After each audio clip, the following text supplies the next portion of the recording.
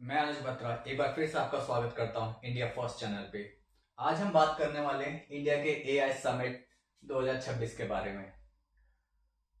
सबसे पहला क्वेश्चन ये है, फेलियर है या सक्सेस? मेरे हिसाब से तो दोनों है, पर मैं आपकी राय कमेंट बॉक्स में जानना चाहूंगा। किसी भी टॉपिक के बारे में बात करने से पहले हमें उसके अच्छे के बारे में बात करनी चाहिए, सक्सेस के बारे में बात करनी चाहिए। उसके बाद हम लोग ये देख सकते हैं कहाँ कमी रह गई जिसे हम दूर कर सकते हैं। लेकिन मुझे लगता है कि ये एक ऐसा समिट है जिसके बारे में हमें ये देखना चाहिए कि क्या फेलियर हुए हैं जिसकी वजह से इसकी सक्सेस कम हुई है और जो हमें आगे आने वाले टाइम में रिपीट भी नहीं करनी चाहिए। तो पहले हम बात करते हैं बेसिक इश्यूज क्या है। ये समिट है एआई के बारे में, यानी कि आर्टिफिशियल इंटेलिजेंस।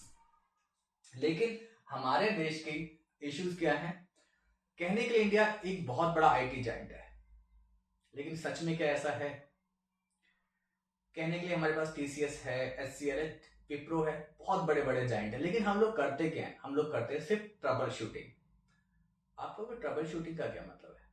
ट्रबल शूटिंग से मतलब है कि जितने भी बड़े इनोवेशन है, चाहे वो फेसबुक है, चाहे वो यूट्यूब है, एसएपी है या सिस्को है, ये सब विदेशियों ने इन्वेंट किए हैं। हम लोग क्या करते हैं? हम सिर्फ उसे इंस्टॉल करते हैं और इंस्टॉल होने के बाद जो भी इसमें इश्यूज आते हैं उसे ठीक करते हैं। यानी कि हमारा खुद का कोई प्रोडक्ट नहीं है, बस हम दूसरों के प्रोडक्ट के लिए काम कर रहे हैं। इसका कारण क्या है? इसका कारण है, अगर आप देखा जाए ना, तो हमारे देश में बेसिक इश्यूज है। सबसे पहला बेसिक इश्यू है कि हमारी कोई कॉमन लैंग्वेज ही नहीं है, ना ही हिंदी, ना ही इंग्लिश, ना ही और कोई स्टेट या लोकल लैंग्वेज। जब तक हमारे पास अपनी खुद की लैंग्वेज ही नहीं होगी, हम कैसे देश को यूनाइट करेंगे? ऐसा नहीं कि इस करंट गवर्नमेंट ने ऐसी कोई कोशिश नहीं करी है, लेकिन हमारे देश का पॉलिटिकल इश्यू अलग है। हर स्टेट का मालिक का या फिर का सीएम अपने आप को राजा समझता है। सेंटर चाहे तो भी अपनी पॉलिसीज को इंप्लीमेंट ही नहीं कर सकता अगर स्टेट ना चाहे तो। इतने इश्यूज हैं। दूसरी बात करते हैं गलगोटिया यूनिवर्सिटी।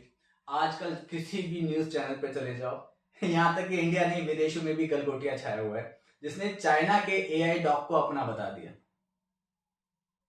और वहां पे जाके जब उनसे क्वेश्चन किए गए तो उनकी मैम बोलती हैं, प्रोफेसर बोलती हैं कि देखिए जी, मैं तो कम्युनिकेशन की प्रोफेसर हूं, मुझे यहाँ खड़ा कर दिया। अरे यहाँ पे क्या कहते हैं, फ्रांस के प्रेसिडेंट मैक्रोन आए हुए हैं, साथ के साथ सुंदर पिचाई जैसे जाइंट आए हुए हैं, उनके सामने हम कम्युनिकेशन की टीचर को खड़ा कर रहे हैं एआई के समिट में। इस तरीके से हमें यह भी पता चलता है कि हमारे यहाँ के यूनिवर्सिटीज कैसे बच्चों को और उनके पेरेंट्स को बेवकूफ बनाते हैं सिर्फ पैसे ठगने के लिए, और गवर्नमेंट का इसके ऊपर कोई कंट्रोल नहीं है। ये आपको याद होगा, लास्ट वीक मैंने एक वीडियो बनाई थी और जहां पे बताया था कि 35% वाला सरकारी नौकरी में बैठा है और 90% वाला अपना बिजनेस कर रहा है। 35% वाला उसको क्या ही पकड़ेगा? एक लाइव एग्जांपल आप लोगों के सामने है। मैं कहूंगा कि आप जाकर के उस वीडियो को देखिए। एक ये अलग इशू है कि हमारे बजट का सिर्फ 2.5% हमारा एजुकेशन पे लगता है, जिससे हमारा फ्यूचर बनना है, जिससे देश की तरक्की हो रही है, वहां पे सिर्फ 2.5% लगाया जा रहा है। अब आप खुद सोचिए हमारा देश डेवलप कैसे करेगा? एआई तो छोड़िए, हमारे देश में बच्चों को ढंग से आजकल लैपटॉप या कंप्यूटर चलाने भी नहीं आते। ये तो कॉमन इश्यूज है, बेसिक इश्यूज है। अब हम बात करते हैं एआई समिट की।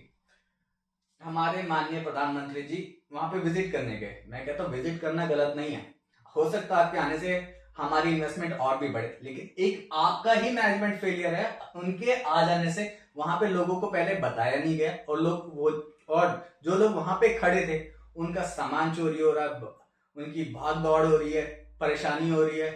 और यहां तक कि इतने बड़े जाइंट्स आए हुए, मैं आपको बता रहा हूँ, लोगों बाकी देशों के प्रेसिडेंट आए हुए हैं, उनके यहाँ पे पानी पीने तक की भी सुविधा नहीं थी प्रॉपर। इस तरीके से हमने अपना एआई समिट किया है। एक अलग ही बात है अपने आप में, फिर भी लोगों को पता है कि इंडिया इतनी बड़ी मार्केट है, हम जो भी डालेंगे वो चलेगा।